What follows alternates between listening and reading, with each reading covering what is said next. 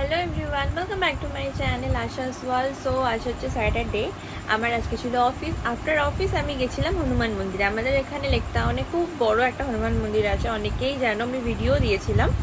ওখানে পুজো দিয়ে টিকা টিকা পরে চলে এসেছি বাড়িতে।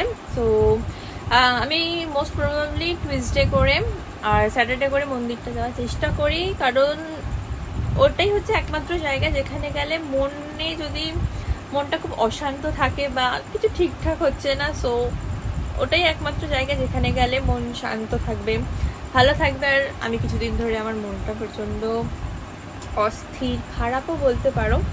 সো আজকে গেলাম ভগবানের সাথে দেখা করে এলাম। দেখো আমি একটু ইমোশনাল হয়ে পড়ছি। সো সরি, খুব ঠিকঠাক চলছে না কিছু জিনিস, খুব ডিস্টার্ব মাইন্ডে আছি। দেখা করে এলাম ভগবানের সাথে, পুজো টুজো দিয়ে এলাম। আর ভগবানের ওপরে আস্থা রাখো, ভগবানকে বিশ্বাস কর, মন প্রাণ দিয়ে ভগবানকে ডাকো।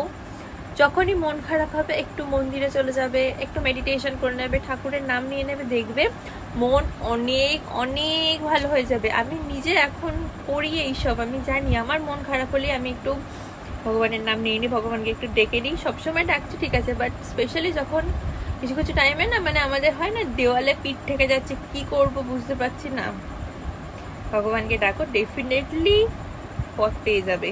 বিলিভ ইন গড, ভগবান ছাড়া কিন্তু কিচ্ছু নেই আলটিমেটলি। সো আমি বিশ্বাস করি, অন্ধের মতন ভগবানকে বিশ্বাস করি, আর জীবন শেষ দিন অবধি ভগবানকে ডেকে যাব, ভগবানকে বিশ্বাস করে যাব।